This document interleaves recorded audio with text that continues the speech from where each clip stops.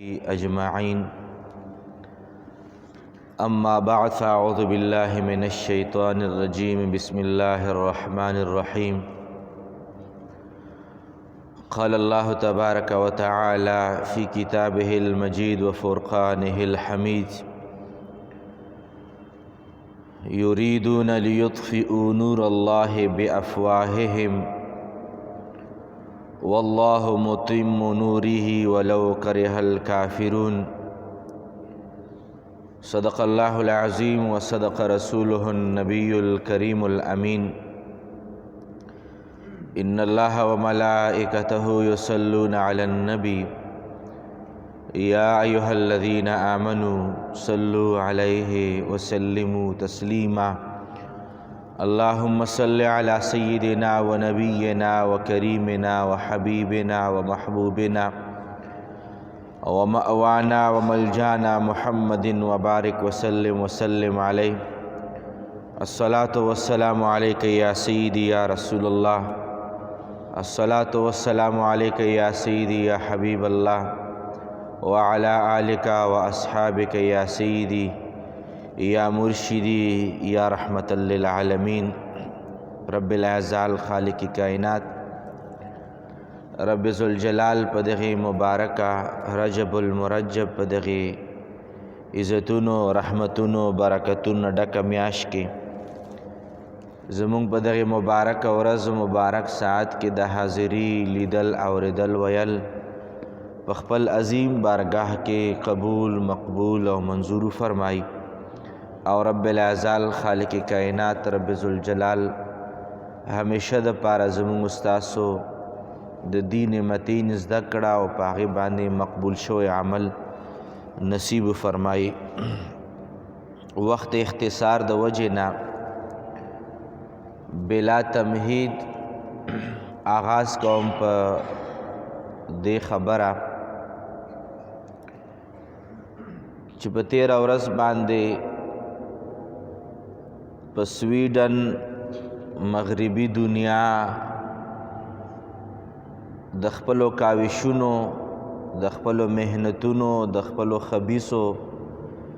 د ارادو د اظهار چې کما یو ناکام کوشش کړی دی په سویډن کې د قرآن کریم فرقان حمید بے حرمتی کړی شوې ده. دا واقعی دا حد درجه بزدلانه عمل دی او بزدلانه ارادی دی. دا غي هر څومره په شد و مد سره او شدید مخالفت وشي او شدید دا غي مذمت وشي نو دا کمه ده. خو لیکن زبا نن خپل په دغه مختصر خطاب کې د دې خبرې د وضاحت کوشش کول غواړم چې د هر کله په اسلام او په مسلمان او په قرآن او په نبی پاک مبارک باندې هر کله داوار ولی کیږي، کله د قرآن کریم بے حرمتی، کله د حضور مبارک بے ادبی و گستاخی، کله د اسلام ته د دهشتګردۍ نسبتونه او د اسلام د بدنامولو محنتونه او کوششونه داولې بنیادي وجه یې څه ده. په دې باندې به دوه درې خبرې عرض کول غواړم، خو وړاندې د هغې نه زه به دا خبره هم زه ضرور وړاندې کړم چې دا کومې بې حرمتیانې د قرآن کریم فرقان حمید او د حضور مبارک او د دین اسلام بې حرمتیانې کیږي دا څه نوې خبر هم نه ده.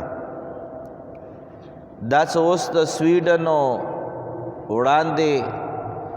د مختلفو ممالکو د مختلفو خبیثو دا چې کوم کاوشونه دا صرف د دین نه دي بلکې د دې تاریخ چې وکتلی شي نو دا بې حرمتیانې او بې ادبیانې او د اسلام په خلاف دا کاوشونه هغه د حضور مبارک د زمانې نه روان دي. خو لیکن داغې زمانو کې هم دا بې حرمتیانې وې او د مونږ په زمانو کې هم دا کیږي او بیا به وروسته هم کیږي خو مخکې زمانو د مونږ هغې فرق دا دی چې کله به داسې بې حرمتي کېده او یا داسې بې ادبي و ګستاخي به کېده نو هلته زمریان موجود نو د اشارې او د بې حرمتۍ چې کوم جواب و دا به بیا په څپېړه باندې ورکولو او اوس چې کوم حالات واقعات مونږ وینو خاص کر د حکمرانانو نو نن سبا مسلمان چې دی په دې باب کې حد درجې بغیرته شوی دی حکمران نه واخله تر عوامو پورې مخکې به هم بې حرمتي او بې ادبي وه قرآن کریم فرقان حمید د هغې حوالې ورکړي دي خو لیکن هغې زمانې کې د دغې بې حرمتۍ چې کوم جواب و او بیا داسې جواب و چې آینده نسلونو به هم د دغې خلکو د هغې څپېړې تریخوالی په خوله کې محسوس کولو خو لیکن اوس هغه بې حرمتیانې کېږي بې ادبیانې کېږي خو لیکن خاص کر چې کوم اهم کارکردګي ده دا د حکمرانانو ده چې د هغوی رسایي کېږي د هغوی په لاس کې زور دی د هغوی په منصب کې او په کرسۍ کې اختیارات دي هغه کرسۍ خاوندان چې کله بې غیرته شي او په قرآن کریم باندې انسان غیرت اونکي په خپل نبی پاک باندې انسان غیرت اونکي نو بیا هغې نورو خلکو ته هم دا پته لګي چې نن به بې حرمتي کوم ما ته څه موتوړ جواب میلاو نشو سبا به بیا کوم بله ورځ به بیا کوم او ما بچي به هم دغسې بې حرمتیانې کوي او د مسلمان بچي به جواب نه راکوي لہذا دا مرحله د ګستاخي او بې ادبۍ به بیا روانه وي خو لیکن که چرې بیا هم مونږه په دې نظر باندې وګورو عوام هم حد درجې اس یو ادنا غوندې مثال رس کوم که چرې چاته د مور نامه واخلې پښتون معاشره کې چې ستا مور دا نامه ده یا کله ناکله څه ښځې خاوند چېرته پیښه وشي اسپتال ته بل ځای ته چېرته د ښځې نامې ضرورت راشي په یو فارم ډکولو کې چې ورته وایي چې ښځې څه نامه ده ایخوا دیخوا مو ګوري او بیا ووایي چې یاره ده ښځې نامه ورته زه څنګه واخلم څوک یې وانه وري یا ورته وایي چې مور د څه نامه ده بیا هم مونږ ډېر زیات ځان ته غیرتمند وایو د مور نامه اخیستلو ته مونږ کله ناکله تیار نه یو او که ورته وایي چې تا څو بچي دي زامن د څو دي درېیمه زامن دي لورانې د څو دي که هغه لورانې بالغې وې پیغلې وې د هغوی نومونو اخیستو ته هم زما او تا غیرت دا وایي چې ښځې نامه نه شو اخیستی چا به وړاندې مور نامه نه شو اخیستی لورانو نامې نه شو اخیستی ولې وجه دا ده چې مونږ وایو چې یاره دا مونږ ته یو عار غوندې دی زړه ته غیرت راځي سوال دا دی چې که چرې د لور په نامه باندې صرف د نامې اخیستو باندې ما او تا له غیرت راځي نو بیا د قرآن د بې حرمتۍ په بنیاد باندې په زړه کې درد و غیرت بیا ولې نه راځي که چرې زمونږ ستاسو اعلی حکام د خپل منصب دپاره یو ګوته څوک په اوچته کي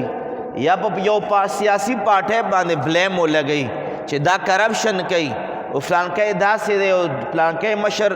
او د فلانکی پارټۍ مشر داسې دی هغې باندې مالم غیرت راځي پارټۍ لم غیرت ورځي مشرانو لم غیرت ورځي د پارټۍ کارکنانو لم غیرت ورځي چې د ما مشر یاد شو سوال دا دی چې د ستا مشر په ځای باندې یاد دی دی داسې ځکه بد یادېږي بیا هم تاله غیرت درځي او که چېرې حضور مبارک په بې ادبۍ باندې یادېږي قرآن کریم په بې حرمتۍ باندې یادېږي ای حکمرانانو آخرت د ایمان والا بیا چرته لاړو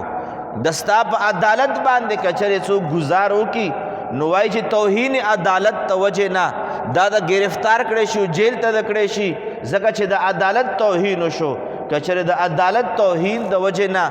عدالت کې دا زور شته چې خپل زور ښکاره کولی شي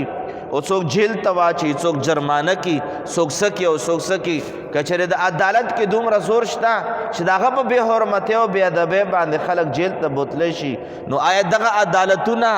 آیا دغه حکمرانان آیا دغه عهدیداران آیا دغه منصبداران د الله او د الله د رسول په نامه باندې غیرت نشي کولی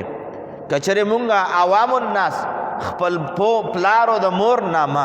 چې چرته په ټي وي باندې هم ټلیفون راشي ورته جي څوک او کم ځای نه خبرې کوي نو هغه د زوی نامه واخلي زه فلانکي مور خبرې کوم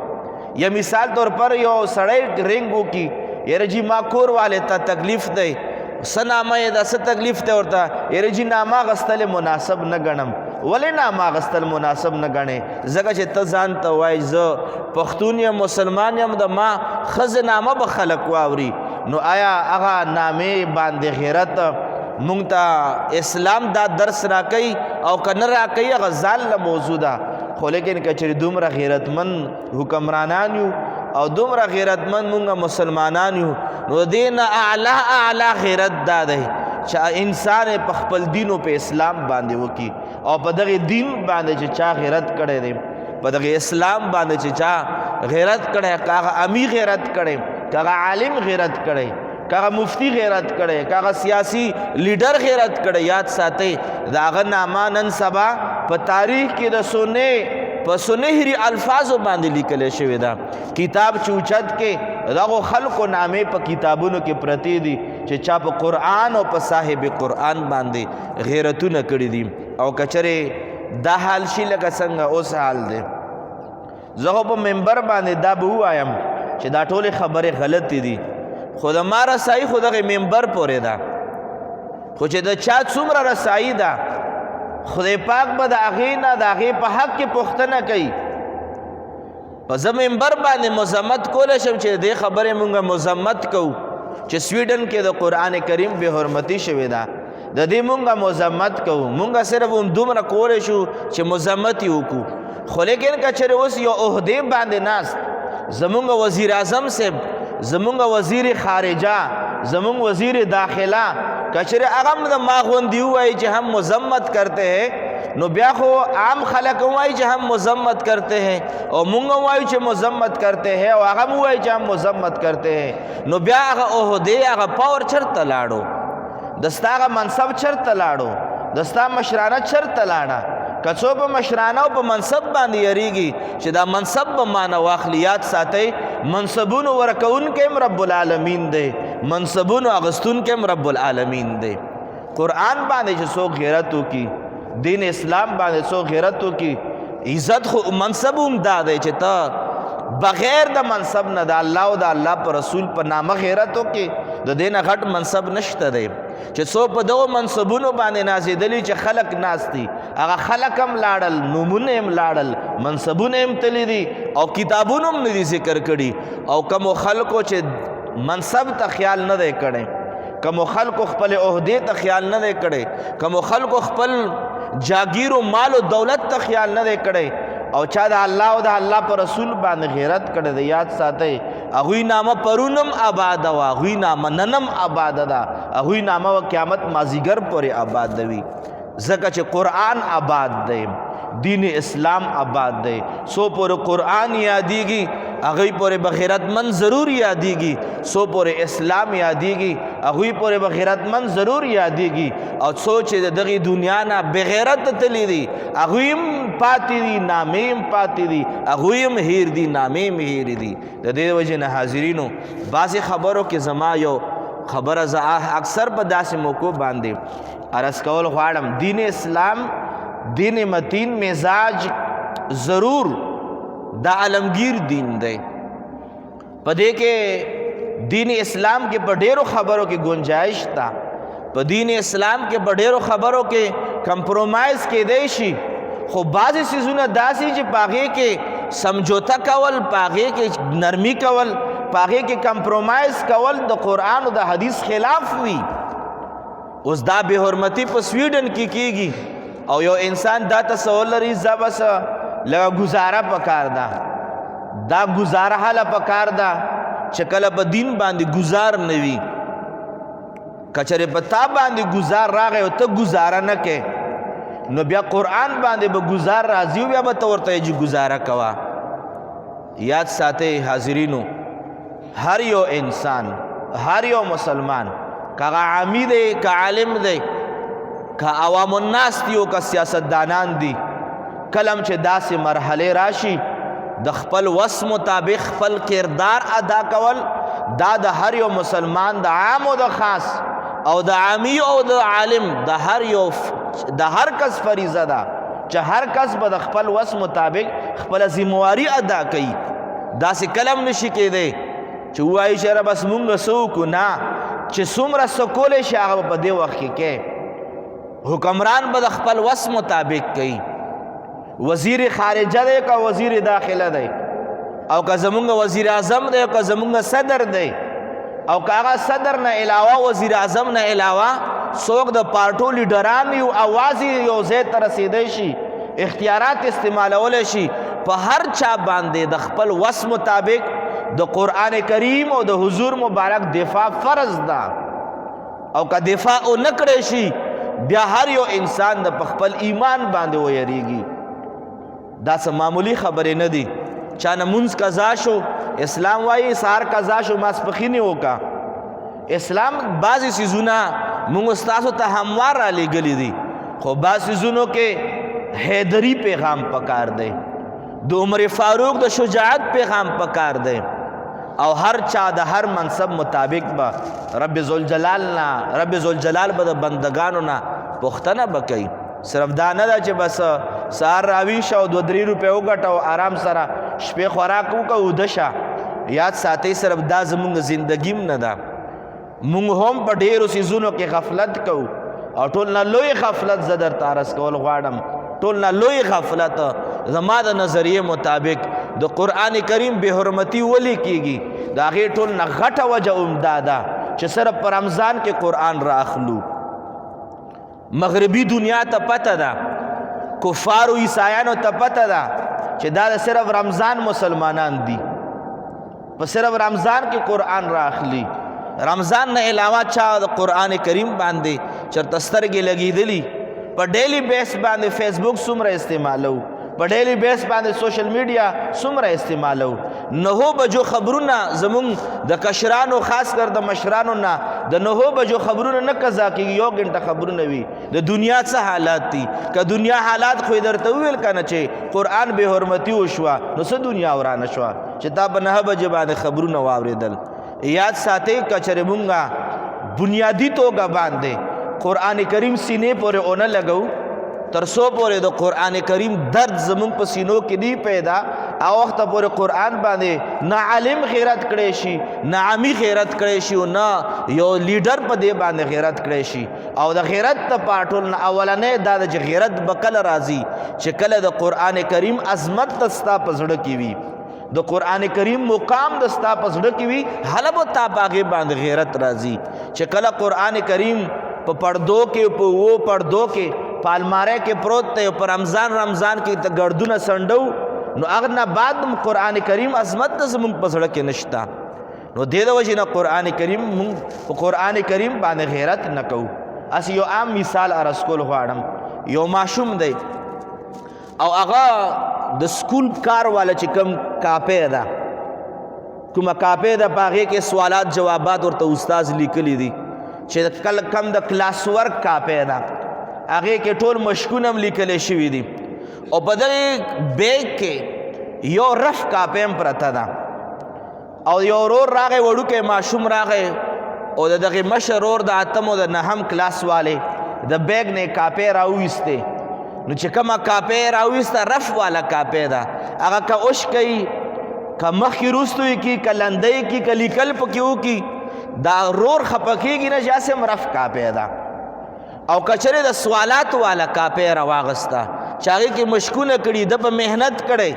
ده سره دغې کاپی قدر شته دی. که هغه یې راواغسته نو شړکې وهي ته واپس یې کېږي چې دا واخله او دا ماخله. ولې؟ ځکه دغې کاپی قدر دی ورسره، دا ضایع نه شي، خرابه نه شي، اوبه به پرې نه وځي. سوالات او کاغذات بعضې مشکونه میټاو نه کي، د دې وجې نه چې دغې کس سره د خپل محنت هغه قدر پروت دی، ځکه دغې کاپی له احترام ورکوي چې کم رف کاپی ده هغې له یې پلاسټک نه دی ورکړی هغې له یې کور نه دی ورکړی او چې کومه د سوالاتو د مشکونو کاپی ده هغې له یې پلاسټک هم ورکړی هغې له یې کور هم ورکړی هغې باندې نامه هم لیکلی ده هغې باندې کلاس هم لیکلی دی هغې له یې باقاعده باینډینګ یې کړی دی وجه دا ده چې دې اهمیت دی ورسره که چېرې هم دومره اهمیت چې مونږ دې څیزونو له ورکوو که دا اهمیت زمونږ په زړونو کې د قرآن والا پروت وای دا قرآن کریم به په مغربي دنیا کې په سویډن کې به هیڅ چا هم بې حرمتي نه کولی هغوی ته به دا پته وای چې دا مسلمانانو سره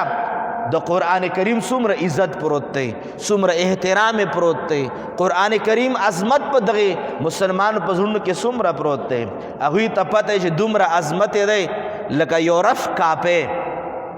یورف کاپی بس بره په الماری کې په څو نیا او مورکۍ چې ده په شپږو او اوو پردو کې بند کړی قرآن مجید او روان رمضان کې بې را اخلو ها مونږ به ډیلی بیس باندې چا څه ښکلې خبره لیکلې ده چې مونږ کله سحر راویښ شو ټول ناول موبایل کولاو کې چې مونږ لا چا میسیجونه کړي دي چا میسیجونه واتساپ باندې راغلي دي داسې میسیجونه چا رالیږلي دي حالان کې چې کم قرآن کریم میسنجر دی کم قرآن کریم کې اول نه میسیجونه پراته دي هغه په کال باندې هغه میسیجونه ریډ کوو او چې کم مونږ ډیلی بیس باندې سهار سترګې وغړېږي موبایل کې هغه میسیجونه ریډ کوو چې ماله د چا میسیجونه راغلي دي نو چې کم رب کم میسیج والا کتاب را لېږلی دی کم پیغمبر را لېږلی دی کم میسیجونه قرآن کې پراته دي اب الماری کې پراته دي اب کال بعد را اخلو مونږه ما نقطه نظر باندې هغه هم ذمہ دار دي چې د قرآن کریم بې حرمتي کوي خو د هغې سره مونږ هم د قرآن کریم په دغې بې حرمتۍ واقعه کې مونږ هم ملوث یو او د هغې ملوثتوب یو وجه دا ده چې مونږ قرآن له هغه عظمت نه دی ورکړی چې کم عظمت ورکول پکار دي هغوی ته پته ولګېده چې دا اوده قوم دی دا هغه قوم نه دی چې مونږه قرآن بې حرمتي وکړو مونږ ته به څپېړه ملاو شي او هغوی ته هم دا پته ده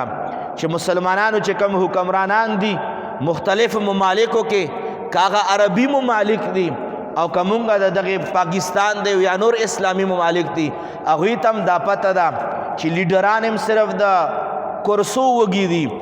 لیډران هم صرف د ووټونو وږي دي لیډران هم صرف د بینک بیلنس پیدا کېدو دپاره دلته ناست دي هغوی ته دا پته ده ها طیب اردگان غوندې شخصیات که چېرې هغه غوندې نور څه داسې شخصیات وای دارنګې د هغوی په شان دی که چېرې داسې نور لیډران وای د هغوی د ملک په شان دی د نورو ممالکو کارکردګي وای چې د هغوی په مخه ورځ باندې د هغې د سویډن د هغه وړاندې چې کومه سفارتخانې وړاندې کومه درنه ورکړې وه هغوی چې کوم احتجاج وکړو عوامي توګه باندې علماو کوم احتجاج وکړو سیاستدانانو عهدیدارانو کوم احتجاج وکړو هغوی ته پته ولګېده چې طیب اردگان صاحب او د هغې ټیم چې دا ویښ دي او نو ټول ملکونه چې دا اوده پراته دي صرف په دې باندې حاضر نه کېږي چې هم مذمت کرتے ہیں په دې باندې نه کېږي اول به د وزیر اعظم نه رب پوښتنه کوي چې د ما قرآن بې حرمتي کېده تا ولې غیرت نه کولو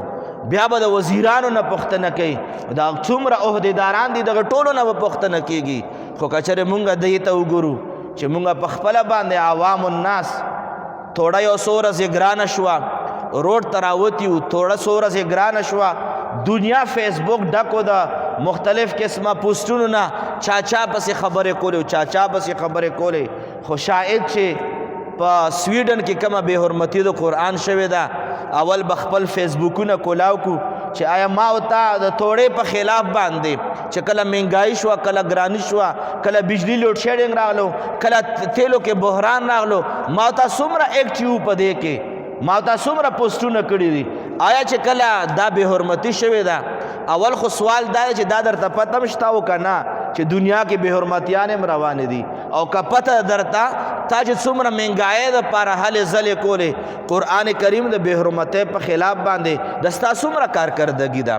په هر ځای کې به حکمران نه ګیله کوو نه حکمران نه به هم ضرور ګیله کوو خو په خپل ګریوان کې به هم ضرور ګورو حاضرینو د دې د وجې نه قرآن کریم فرقان حمید د هغه عظمتونو کتاب دی چې په دې باندې قربانېدل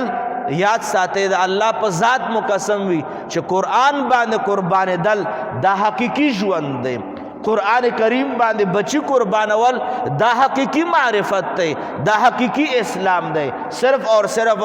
د قرآن کریم په پردو کې خودل او چې کله مړې وشي په دایره اسکات کې راتاو کا قرآن کریم، او چې کله وادي ناوې د قرآن کریم لاندې دننه کا، او چې کله کور جوړ کې اول قرآن مجید طالبان د مدرسې نه بوزي چې کور کې برکت راشي. قرآن کریم صرف مړو کې دایره اسکات ته پاره نه راغلی. قرآن کریم صرف ناوې د قرآن کریم لاندې کور ته دننه کېدو د پاره نه راغلی. قرآن کریم صرف د دې د پاره نه راغلی چې رمضان کې مو یو ختم وکړو، دوه ختمونه مو کړل، او قرآن د دې د پاره هم نه راغلی چې په کور کې ووایه چې برکت پکې راشي او نوی کور ما اغستی، نوی دکان ما اغستی. قرآن کریم صرف د دې د پاره نه راغلی. قرآن کریم ټول نه اول د دې د پاره راغلی چې کچره قرآن کریم څه قسمه خبر راغله د مور او د پلار قربانیانې به شاته وي. ټول نه اول قرباني چې موږ ورکوو دا په الله پاک ورکوو، په رسول پاک ورکوو، او په قرآن پاک باندې ورکوو.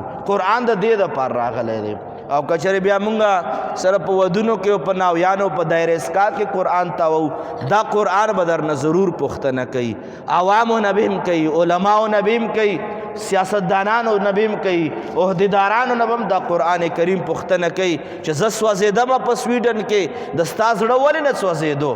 زه چې قرآن کریم ما بے حرمتي کېدا، د ما په پاڼو باندې اور لګېدلی و، د ستا په زړه باندې اور ولې نه و لګېدلی؟ د ستا په عهده باندې اور ولې نه لګېدو؟ د ستا په عقل باندې اور ولې نه لګېدو؟ د ما دپاره ستا بدله نه شو اخیستی؟ آیا دومره اوده قوم و؟ آیا ما باندې دومره کمزوره ایمان راوړی دی؟ قرآن به وایي چې دومره کمزوره ایمان راوړی چې منی مه د دې دپاره چې قیامت کې به د اور نه بچ کېږي، اور نه به هله بچ کېږي چې کله قرآن د اور نه بچ کې، کله قرآن د سوځېدو نه بچ کې، بیا به دې قرآن باندې چې ته ایمان راوړې بیا دا قرآن به هم تا قیامت کې د جهنم سوځېدو نه بچ کوي. او کچره صرف دا ایمان هم راوړی دی چې بس مونږ الله منو او قرآن هم منو، که سوځېږي او که لمبې په بلې وي نو مونږ څه وس نشته. یاد ساتئ چې چا څومره وس دی قرآن به ته پوښتنه کوي. دا مظلوم قرآن چې دی دا به ضرور یو ورځ ما او تا په ګریوان کې لاس اچي، ما او تا نه پوښتنه کوي.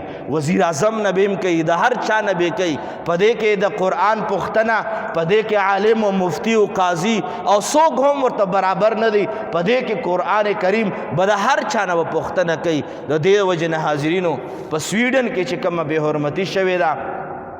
د هغې په شدید الفاظو کې د مذمت سره سره که نن مونږ عهد کوو او دا په سوشل میډیا باندې هم ټولو ته پیغام دی چې د قرآن په دغه بې حرمتۍ کې مونږ ټول مسلمانان ملوث یو، او د دې د وجې نه ملوث یو چې قرآن له مونږ عزت نه دی ورکړی. قرآن مونږ په شا باندې گزار کړی دی. قرآن صرف د ودونو د پاره پاتې شوی دی. قرآن د صرف د ناویانو لاندې تېرېدو د پاره پاتې شوی دی. نه قرآن کریم د صرف د دایره اسکات د پاره نه دی پاتې. قرآن کریم صرف په رمضان کې او په رمضان کې ختمونو د پاره نه راغلی. قرآن کریم کې چې څه پراته دي یا عمده پراته دي چې ټول نه اول به په قرآن غیرت کې د ستا ایمان به هله پته لګي چې قرآن باندې غیرت وکړو. قرآن غیرت عمده دی چې رمضان کې هم رااخله،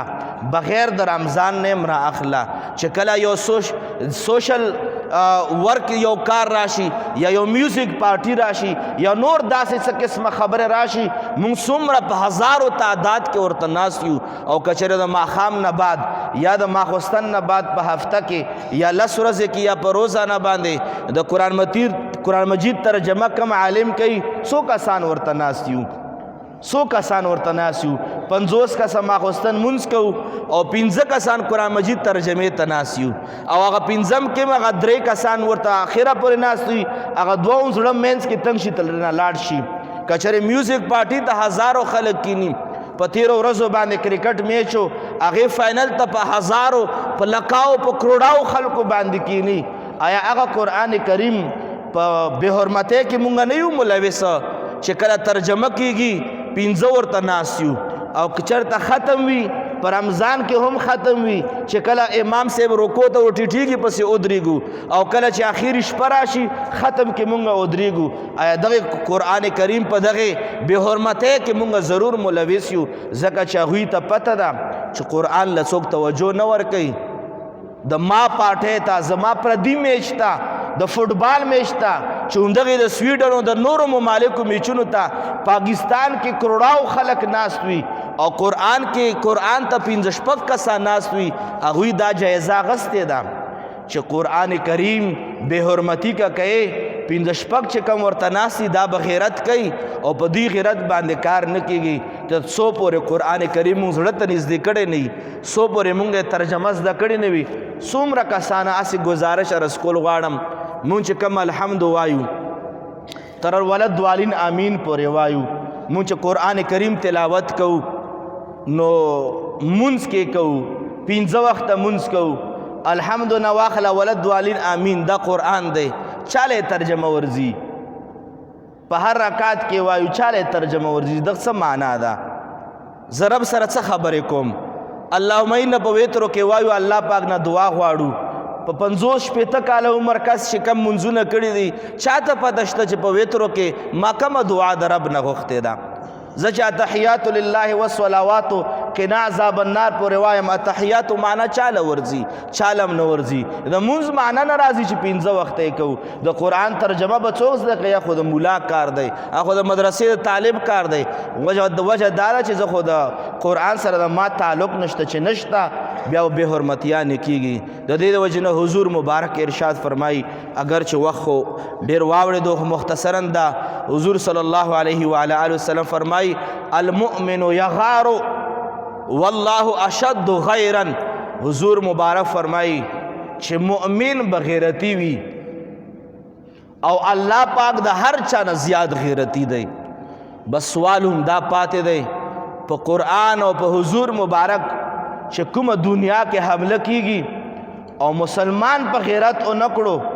الله او رسول فرمایي مسلمان بغیرتی وي او چې غیرت او نکې نو دینه دا پته لګي چې مسلمان بغیرتی وي چې غیرت نکې نو بیا مسلمان نه نو الله فرمایي چې که ته غیرت نکې نو الله یغارو الله اشد غیرا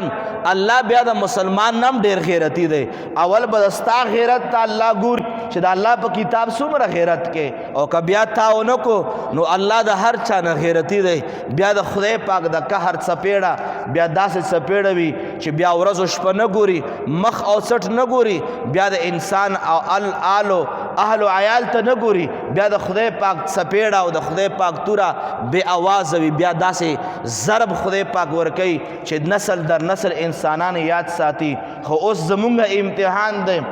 مونږ امتحان دی د سیاستدانانو امتحان دی علماو امتحان دی چې مسلمان غیرتی دی په سویډن کې بې حرمتۍ د قرآن باندې مسلمان څومره غیرت کوي دا د مسلمانانو غیرت امتحان دی. او که بیا یې او نکړو نو غیرتی بادشاه شته هغه غیرتی بادشاه او بیا د دغې پوښتنه ضرور کوي. حاضرینو په بعضې اوقات بعضې خبرې دا د خاموشتیا نه وي کله ناکله د تقریرم زیات شي په دې باندې معذرت غواړم خو موضوع څه داسې موضوع حاضرینو چې بعض څیزونو کې دا غیرت نه دی پکار بعض ځایونو کې غیرت نه دی کول پکار خو لیکن چې په کم ځای کې اسلام غیرت را لېږلی په هغې ځایونو کې غیرت چې دی دا د ایمان علامت دی دا د اسلام علامت دی. او کچره په دې ځای کې هم غیرت ونکو چې قرآن سوځېږي او د ما او ستا زړه نه سوځېږي زما او ستا عقل نه سوځېږي نو بیا په دغې زړه کې ایمان نشته.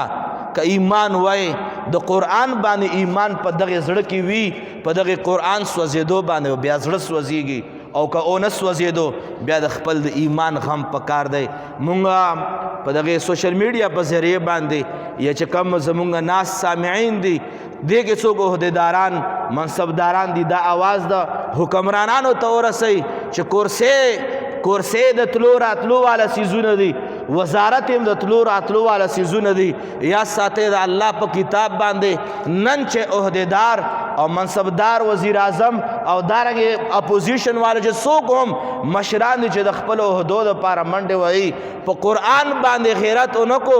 دغه قوم بم تباه کیږي، وطن بم تباه کیږي، مسلمان بم تباه کیږي او دغه اسلام به ورځ په ورځ باندې هغه سټیج له راځي چې هغه سټیج بیا هغې ته قرب قیامت ویلی شي. یاد ساتئ هر چاته دا اعلان دی چې دغه واقعي شدید مذمتو کی او څومره حده پورې د هر چا څومره اختیار دی دغه اختیار مطابق دغه مذمت وکړی شي. او زمونږ مذمت یو دا دی چې نن نه بعد ځان سره عهد وکړئ چې میاشت کې یا په 2 میاشت کې کم از کم په 3 میاشت کې مونږ قرآن کریم ختم کوو. دا عهد ځان سره وکړئ چې ترجمه به سٹارټ کوو. دا عهد وکړئ چې چېرته درسونه د قرآن کېږي هلته به ناسته کوو. دا د قرآن کریم سره مینه محبت دی، دا قرآن باندې غیرت دی. او که فیسبوک او موبایل او سوشل میډیا لا دومره ټایم ورکړی او قرآن هم شاته ایښودی دی، دا د قرآن سره وفا نه ده. او چا چې وفا ونه کړه